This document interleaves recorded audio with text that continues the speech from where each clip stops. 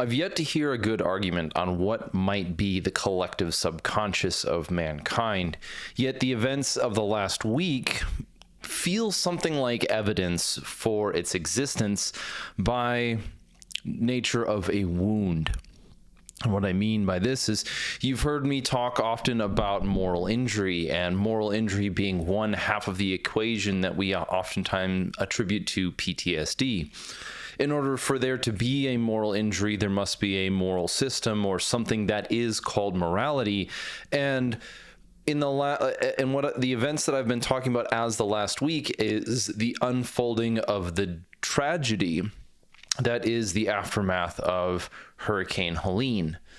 Now, this sounds a little bit wordy. There's a lot to it, and I thought of a couple of titles for this presentation and have spent a decent amount of the day recording it, deleting it, recording it again, as what I'm about to trace for you is a common thread across multiple disparate topics that begins with the CIA and ends with Appalachia.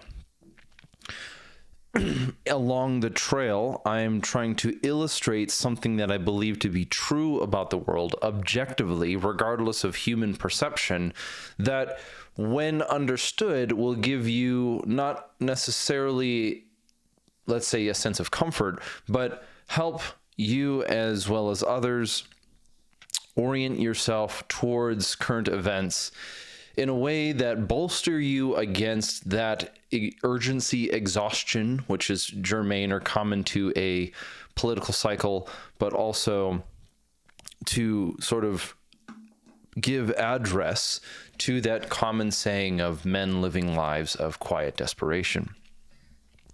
And it begins with, in the last couple of weeks, I have been reading a number of books on the CIA. And what does the CIA have to do with Appalachia? I mean, sure, you can go onto social media and find story after story or account after account or things that look very fake being presented as real. In fact, the situation in Appalachia seems to be frighteningly similar to that, if you can remember only 2 years ago, the early days of the invasion in Ukraine.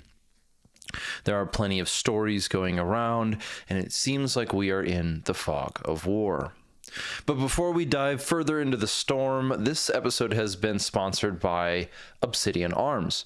And while they represent many of the great facets of gun culture, whether their tools come with a lifetime warranty or their parts have rather unique attributes, they also support the show and provide an opportunity for you to take your ideas and bring them to life. If you crack open your safe, you might find something made by them, even without the label. So, if you want to get 15% off, if you want to get a discount off your order over at Obsidian Arms, head over to our Dead Drop newsletter, sign up for that, and as we send out updates, it'll be available there. Otherwise, now we will return to the show. So as I said earlier, I've been reading a number of books on the CIA, one of them being Surprise, Kill, Vanish by Annie Jacobsen. And in this book, she traces sort of the history of a series of organizations, maybe I'll call it a lineage of organizations that begin around the World War II era and they continue on to this day. The CIA itself is oftentimes an organization that's treated like the boogeyman, like some shadowy cabal of deep state actors who are controlling the world without showing their faces. But in this book, in Surprise, Kill, Vanish, she oftentimes traces the actions of an individual, and in the stories, she ends up illustrating where individuals succeed despite bureaucratic failures. You might you'll read stories about things that took place in the Korean War or in Vietnam or in even later times as this concept of insurgency and terrorism continued to wrap tighter and tighter around the world. You don't necessarily get the stories or the sense of heroes, but you do see valor. And from time to time, she steps away from the historical element of a narrative to maybe ask a question or draw out some of the moral considerations of the time. without opining into the moral validity of this action or that action or assassination or otherwise, she draws what she oftentimes paints, although briefly, a short picture of what the moral considerations looked like at the time of a certain event. And so if its goal was to humanize the CIA, well, maybe it accomplishes that a little bit. But another book that I read was Jawbreaker, which is Gary Bernstein's account of the earliest months of what became the global war on terror. Although the book starts a little bit before the actions of 9/11, it focuses most of its time, most of the account is focused on this task force of sorts that was in pursuit of bin Laden right after 9/11. And I myself, having been to Afghanistan a number of times, found it somewhat intriguing, where I was now able to put context that of experiences that I had in 2009 or 10 or 11 or whenever that really started much, much earlier. But it also, once again, illustrated how there are the actions of individuals in some forms of conflict or some, let's call it, grand adventure. And then there are the actions of the bureaucracy, and they're not always the same thing. And very oftentimes, the people who are there on the ground are trying to accomplish something that leads to the well-being of the whole, despite the state above them creating more and more obstacles, intentional or otherwise. And it goes to show that there really is a difference between the ambiguity of an organization as a whole and the actions of individuals themselves. But if you wanted to make a quick tie to another person who has been involved with the CIA, Sean Ryan's show has rocketed to the top of the charts in the last couple of weeks. He appeared on Joe Rogan, gave a number of he appeared on Joe Rogan and had a number of clips that became rather viral, talking about government overreach or discrepancies within the way that we fight wars and all this and this, that, and the other. This is par for the course with what of the type of material that Sean Ryan oftentimes covers in his own production, where he brings guests on that one might say challenge the narrative. These individuals, whether they've worked in a high capacity within the military or law enforcement or agencies or whatever, or they're in the political class, are oftentimes telling a story or giving an account of some event that differs wildly or widely from what is sort of commonly presented as the acceptable narrative. I was going to say the word truth, but that would dirty its word. And if instead of going into and illustrating the validity of these claims, I'm presenting this part of the trail as an individual who has a publication, a company that oftentimes brings on characters, people, to talk about things that are different than what we are being told through the status quo. He's challenging the way that we approach things like the global war on terror, the pullout in Afghanistan, in the ways that the Taliban is being financed by the American government, or that there is perhaps egregious actions being being performed by our own government, by our own people. In fact, maybe you might get the short phrase, perhaps we're the bad guys. But Sean Ryan, in recent history, he's appeared on a number of other shows, and you've seen one common clip that I've seen happen a number of times is that he's criticizing the war in Iraq, where he points out that individuals like Eddie Gallagher are brought forward before the world to face a litany of a litany of charges and great scrutiny, whereas the people who made the decisions, the peoples who made the decisions to get involved with the war in the first place, go scot-free. You might ask yourself, or he criticizes how someone like Eddie Gallagher is put on trial for war crimes, but the people who started the war are sort of left untouched. This is a distinction. This can be, if those who are familiar with just war theory, the difference between jus in bello and jus in bellum, will see that one group of people is not held, or is not evaluated, is not held accountable for the justifications that they use to go to war.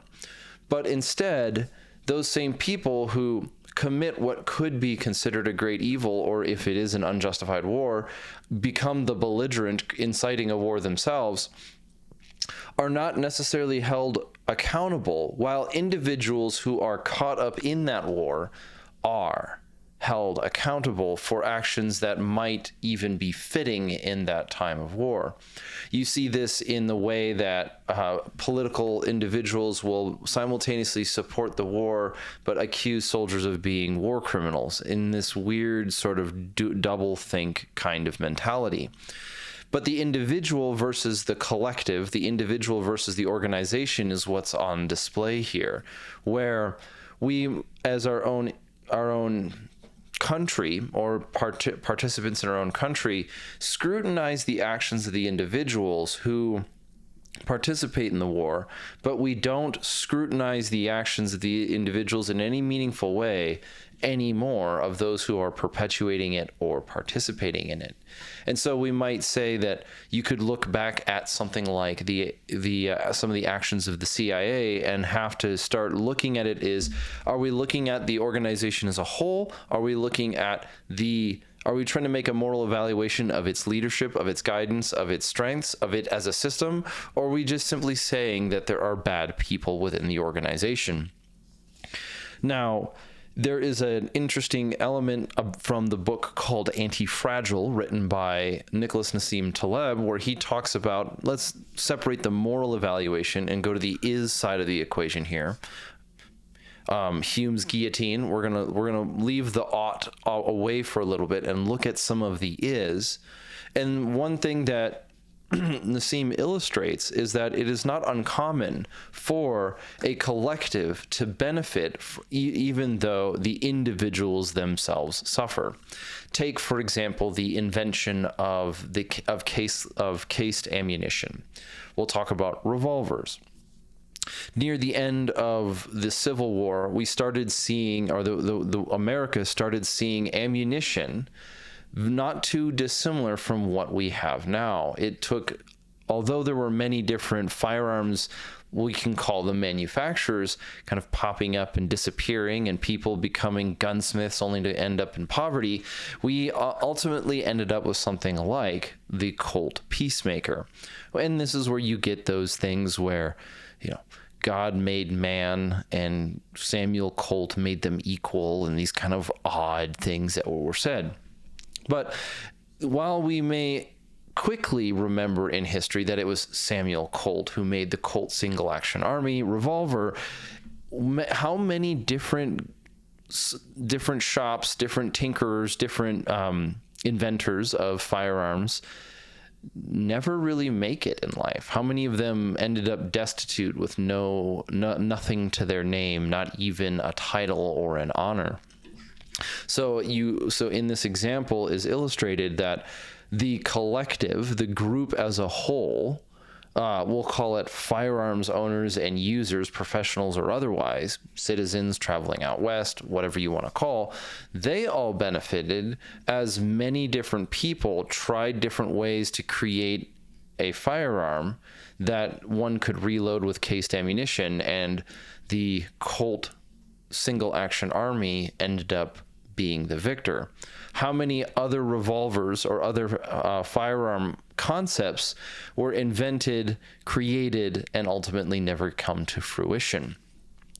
Meanwhile, the individual benefits and the collective, the group or whatever, benefits despite those people's loss. You see it. This is an example, again, on how the organization might benefit and succeed, but individuals within the organization fall and fail. Now, that this concept could be applied even to different forms of government or different forms or political formations of peoples and nations and political systems. But we're looking at it in this light first as maybe an economy. So multiple people will try to create a product, but one of them will win and everyone will benefit from that product being more available.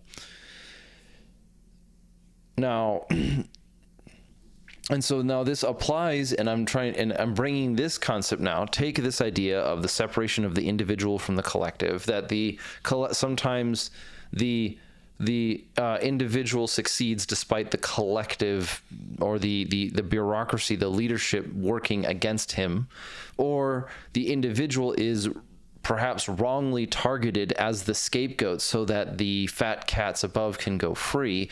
And also recognize that in some systems that actually is beneficial to the group as a whole.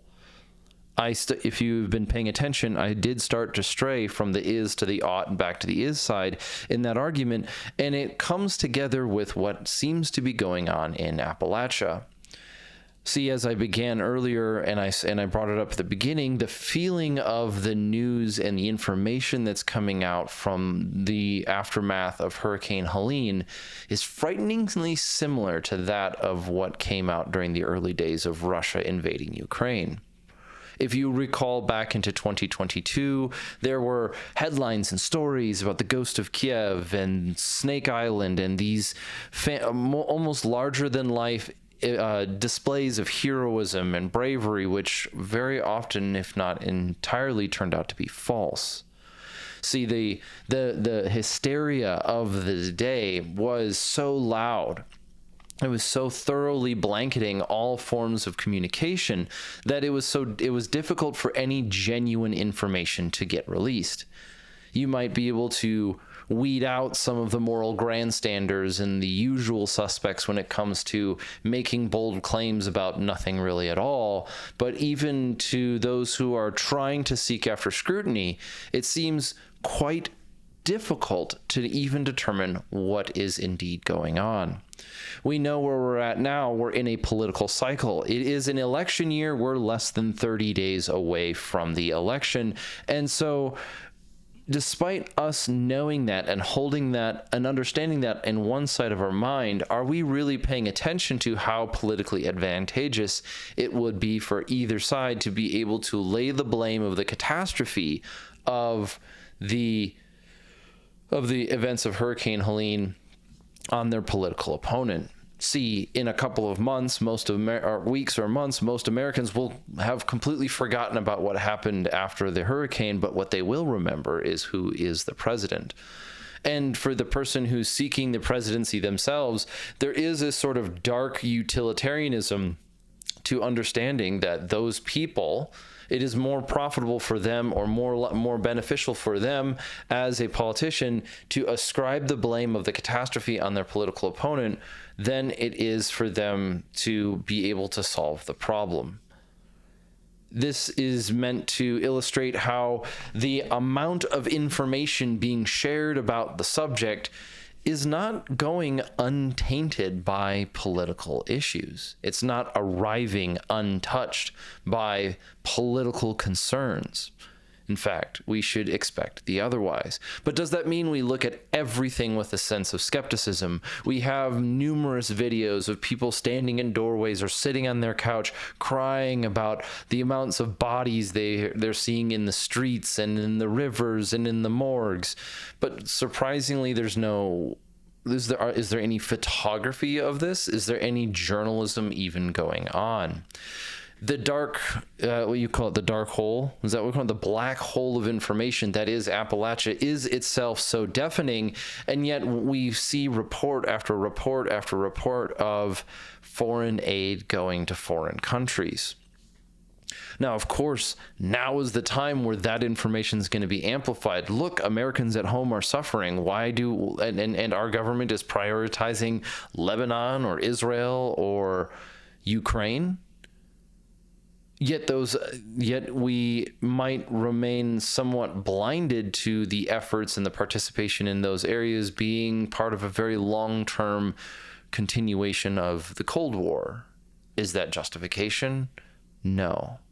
It is an illustration about how the information that is being spread about what is going on in Appalachia is so tainted by this mystery and sense of importance that it has become fresh meat for the vultures. If you want to look important, talk about it too much. Grandstand about how FEMA is failing, and yet where is it failing? Who is doing the failing? We see an article get published about how those who are impacted by Hurricane Helene get $750 from, pick which organization. Has that happened? Has that money been delivered? Or is it just another example of more noise getting spread into the system in order to try to create a kind of narrative or challenge the legitimacy of a regime? Maybe that regime should be challenged.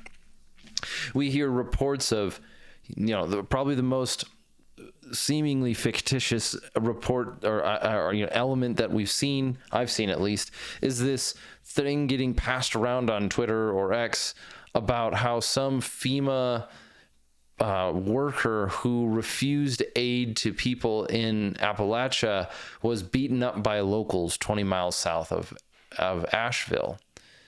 It smacks of the same propaganda that we were fed to at the beginning of the Ukrainian invasion. It screams that it's too perfect to be true. And yet there's no explanation of who it is, where the aid was denied, and whatever. It's just a line. But that line is like the ghost of Kiev. It's inspirational to those who are suffering, or so it seems. And yet we are also seeing more and more accounts of individuals who are trying to bring some sort of aid to the people in Appalachia, and they are being stopped.